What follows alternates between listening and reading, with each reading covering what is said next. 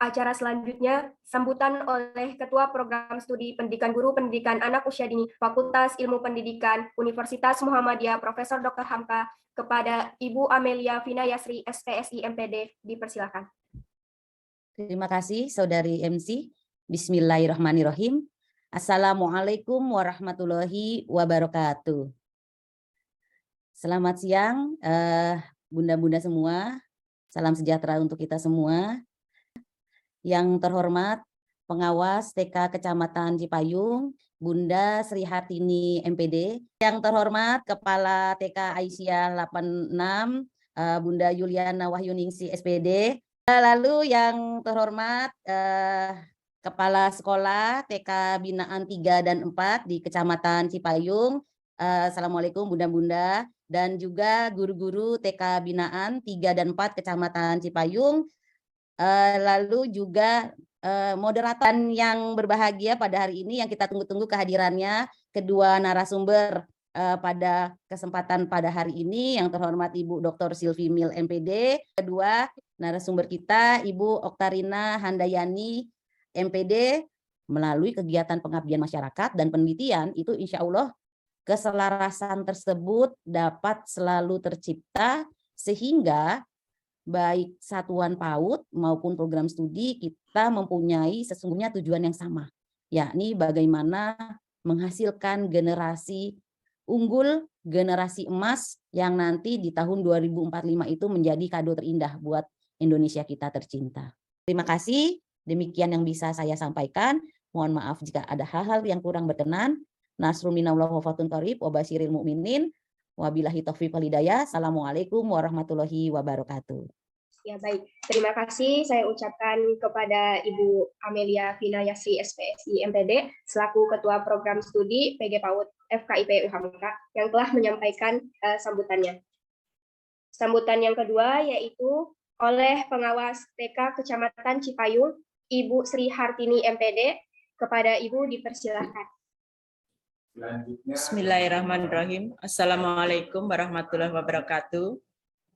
Waalaikumsalam warahmatullahi wabarakatuh.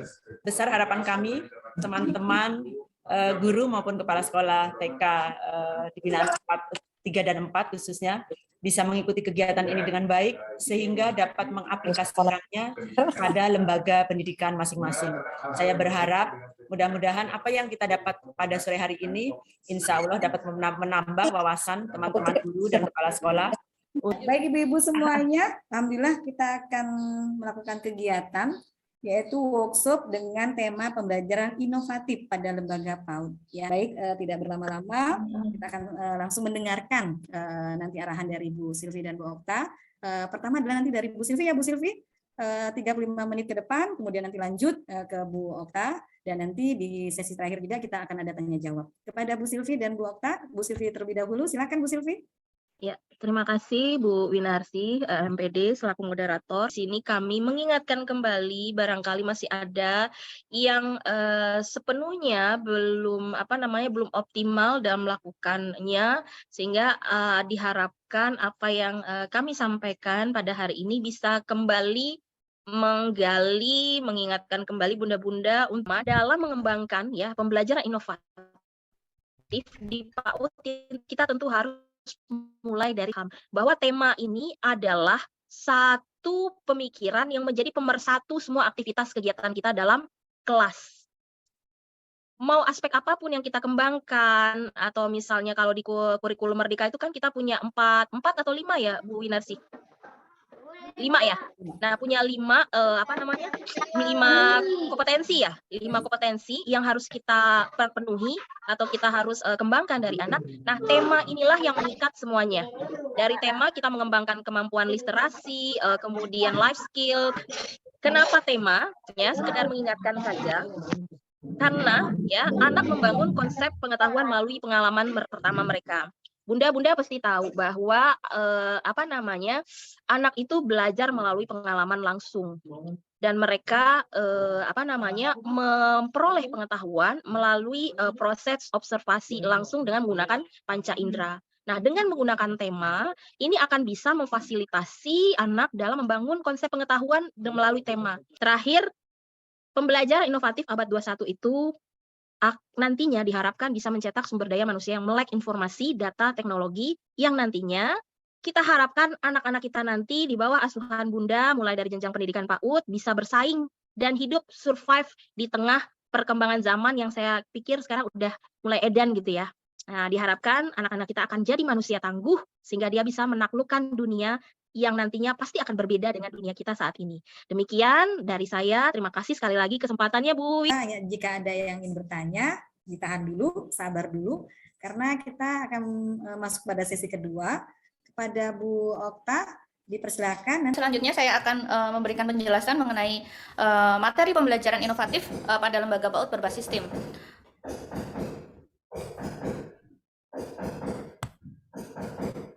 Oke, nah di sini berbicara tentang pembelajaran inovatif, Bunda. Dalam pembelajaran inovatif yang membedakan pembelajaran yang dilakukan atau dilaksanakan sudah inovatif atau belum, kita lihat di sini, Bunda.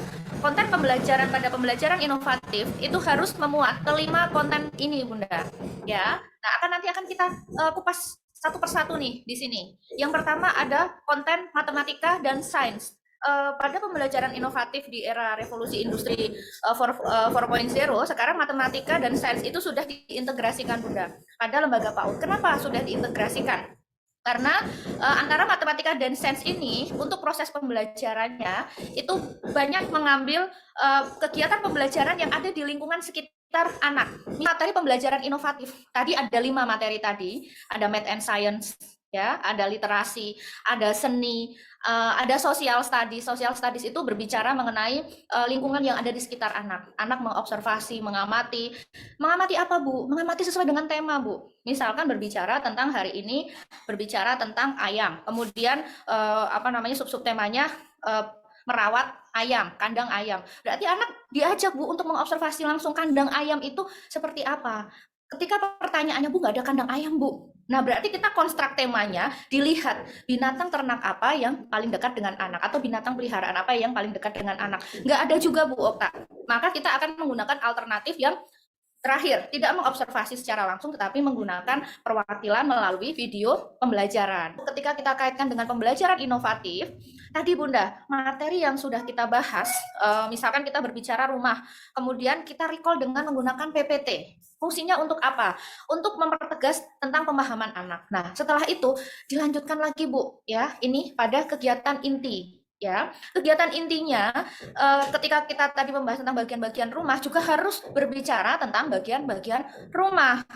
Bu, bagaimana caranya? Ya kita konstruk kegiatan bermain, Bunda. Berikan pijakannya. Nah, ini adalah salah satu proses penting yang harus benar-benar kita perhatikan, yaitu mengenai pemberian pijakan sebelum bermain. Apa sih pijakan sebelum bermain? Kita akan mengantarkan kepada anak aktivitas apa saja yang akan dilakukan oleh anak. Nah, itu harus disesuaikan dengan materi yang ada di kegiatan pembuka. Jadi nyambung nih, Bu. Ngalirnya itu bagus. Dari kegiatan pembuka inti sampai penutup. Ya. Nah, pada pijakan itu, Bunda, kita boleh menggunakan 2 kegiatan atau 2 metode. Boleh, Bunda, melakukan langsung, boleh juga menggunakan video pembelajaran. Ya. Untuk materi tadi sekilas sudah disampaikan oleh Bu Silvi. Nah, STEAM itu mendorong anak untuk membangun pengetahuan tentang dunia di lingkungan di sekelilingnya, mengamati, menanya, dan menyidik. Tadi sudah dijelaskan melalui proses saintifik tadi. Ya. Oke, Bunda Win, dari saya cukup sekian, Bunda, materinya sudah diberikan tanda dari tadi, waktunya sudah habis. Ya. Saya kembalikan kepada Bu Win. Terima kasih, Bu Win. Ya, terima kasih Bu Okta dan Bu Silvi. Terima kasih. Oke, baik Ibu-Ibu, kita akan buka sesi tanya jawab. Tadi saya lihat dulu di chat. Belum ada yang bertanya. Mungkin ada ibu-ibu yang ingin bertanya secara langsung. Kita buka 3 pertanyaan ya. Silakan. Izin Win, kalau belum ada yang bertanya, saya bertanya boleh? Oke, silakan Bu Juliana 86. Siap 86. Ya, bismillahirrahmanirrahim. Pertanyaannya, saya tadi mendengar tentang model pembelajaran, kan ada problem based learning, ada project based learning, seperti itu. Nah, di dalam ini tentang yang project ya Bu ya, project based learning. Di dalam kurikulum Merdeka itu kan ada P5 yang terpisah dengan intrakurikuler. Nah, si P5 itu masuk ke dalam PJBL kah? Atau kegiatan dalam satu hari, karena P5 itu kan berkesinambungan selama 2 minggu ya. Jadi misalnya mau membuat proyek besar secara berkelompok, dan dari hari ke hari itu kan ada kesinambungannya gitu.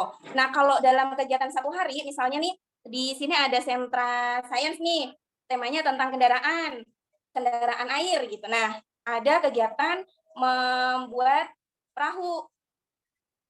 Tapi kan itu dikerjakan dalam satu hari dan satu anak satu. Apakah itu juga termasuk dalam project based learning atau bagaimana? Beda sih, Bu. Baik, izin Bu Yuli ditujukan pertanyaan ke Bu Okta atau dua-duanya? Boleh keduanya atau mana deh? Ya, oke. Bisa yang penting bisa terjawab. Baik, izin Bu Okta dan Bu Silvi, monggo. Menurut saya ini pertanyaan yang bagus ya. Kembali lagi kepada tujuan pembelajarannya Bu Yuli sebenarnya.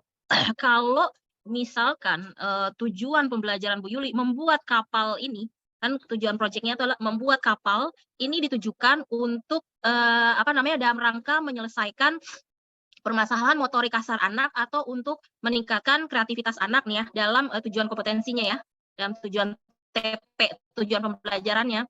Nah, itu berarti masuk ke dalam kriteria masuk dalam problem based learning, karena proyek itu merupakan bagian dari solusi masalah anak-anaknya Bu Yuli untuk meningkatkan kreativitas dan imajinasi mereka. Kalau memang proyek itu bagian dari solusi untuk menyelesaikan masalah.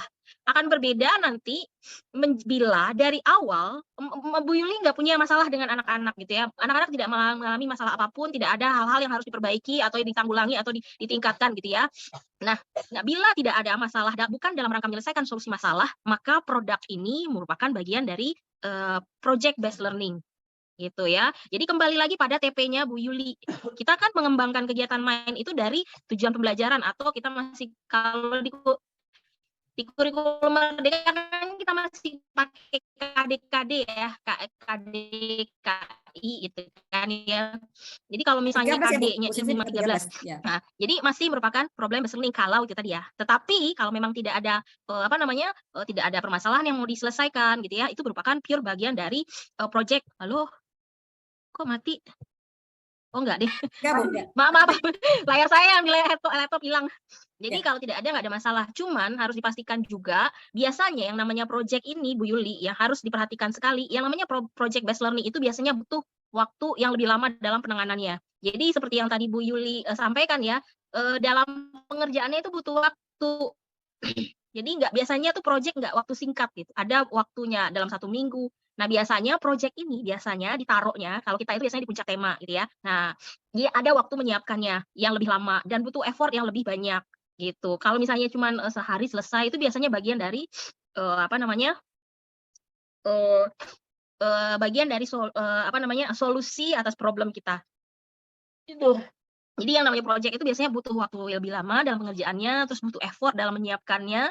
Nah, kalau di TK-TK biasanya itu ditaruhnya di puncak, nggak selalu dikerjakan. Kalau di kurikulum Merdeka itu, yang Merdeka itu 2 kali dalam 1 semester ya, apa 2 kali kan dalam 1 semester kan? Biasanya project itu. Oh iya, 2 kali dalam setahun ya. Jadi satu semester 1 project minimal gitu kan? Besarnya. Iya.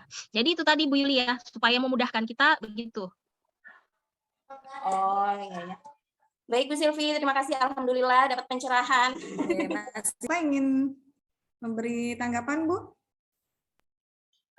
Tadi berkenaan dengan proyek ya Bu Yuli ya. Oke baik, Bunda Yuliana. Sebenarnya kan implementasi kurikulum Merdeka itu pembangunan proyek atau mengkonstruk proyeknya itu sebenarnya kan base-nya itu base problem PJBL. Jadi kita ajak anak untuk observasi di lingkungannya. Misalkan nih di Aisyah 86 itu kita ajak, kan depannya ada lapangan luas ya Bu Yuli. Nah, di lapangan itu kita ajak anak untuk observasi. Apa yang kalian temukan di sini? Oh, ada sampah. Ya. Nah, kemudian minta anak untuk mengamati apa saja. Oh, sampahnya ada apa saja, Nak? Oh, ada sampah daun, ada sampah plastik. Nah, boleh kita buatkan project untuk bagaimana sih menangani sampah ini? Pemilahan sampah bisa, kemudian daur ulang dari sampah yang organik, misalkan daun-daun itu diapain ini agar tidak dibakar. Kalau dibakar mencemari lingkungan, itu bisa dikonstruk menjadi proyek, Bu Yuli. Nah, proyek itu bisa silahkan dikembangkan menjadi tema di dalam pembelajaran. Mau dikembangkan menjadi berapa lama, Bu? Kita memberikan pengantar. Nah, kalau di dalam proyek kurikulum Merdeka, proyek itu sudah tidak lagi ditentukan oleh guru. Kalau dulu kan guru yang create ya di dalam kurikulum 13. Kalau di sini kita berkolaborasi dengan siswa. Jadi siswa mengidentifikasi permasalahannya apa saja, dia menceritakan, oh di lembaga di dekat lembaga kita ada lapangan. Nah, diceritakan, kemudian muncullah permasalahan. Dari permasalahan itu kita akan membantu, memfasilitasi Bu Yuli untuk dibentuknya sebuah proyek tersebut. Nah, penyelesaian proyek itu silakan bisa didesain oleh gurunya. Ya. Proyeknya itu kalau di dalam kurikulum Merdeka pendekatannya itu berbeda dengan kurikulum 13 tadi Bu Yuli. Jadi untuk waktunya saya kira itu disesuaikan dengan proyek itu mau didesain seperti apa, berapa lama dan kegiatannya seperti apa. Disesuaikan dengan tadi problem based learning yang ditemukan oleh si siswanya tadi. Jadi gini ya Bu Silvi dan Bu Okta, bahwa sekarang ini IKM itu sebenarnya memberi ruang yang sangat-sangat besar ya kepada bu guru semuanya ya untuk bisa berkreativitas lebih lagi ya, seperti itu disesuaikan dengan kondisi lingkungan sekitar gitu. Semuanya karena tidak ada lagi yang bertanya dan ini saya lihat Bu, saya izin ada chat dulu. Oh ya Bu Husnul, terima kasih Bu Husnul. Jadi Ibu semuanya, semoga apa yang disampaikan Bu Silvi dan Bu Okta menjadi pencerahan kita ya, dan misalnya membuka image kita bahwa inilah saatnya, inilah waktunya kita menjadi guru inovatif untuk mendampingi anak-anak kita di sekolah masing-masing menjadi generasi-generasi yang inovatif juga. Oke, baik, karena tidak ada lagi yang ditanyakan, terima kasih Bu Silvi dan Bu Okta, semoga berkah ilmunya dan kita akan selalu menjadi penggerak dan motivator ya buat bu guru semuanya ya Bu Silvi dan Bu Okta, sehingga bu guru-guru kita ini dimanapun berada akan menjadi guru-guru yang inovatif seperti itu. Baik, karena sudah waktunya juga, kita tutup saya sebagai moderator. Mohon maaf bila ada kata saya yang salah. Saya kembalikan ke MC. Wassalamualaikum warahmatullahi wabarakatuh. Waalaikumsalam warahmatullahi wabarakatuh.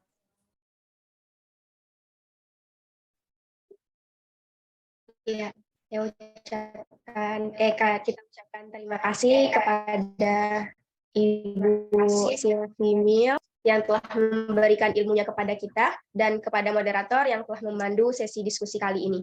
Semoga kita mampu memberikan pembelajaran inovatif untuk membantu agar anak tumbuh dan berkembang sesuai dengan tahapan usia anak. Ya, baik, telah sampai kepada acara terakhir, yakni penutupan. Semoga workshop kali ini mampu bermanfaat bagi kita selaku pendidik PAUD. Jadi, Bunda-Bunda, sekian dari saya. Kurang dan lebihnya mohon maaf. Wassalamualaikum warahmatullahi wabarakatuh. Waalaikumsalam warahmatullahi wabarakatuh. Waalaikumsalam warahmatullahi Terima wabarakatuh. kasih. Terima kasih.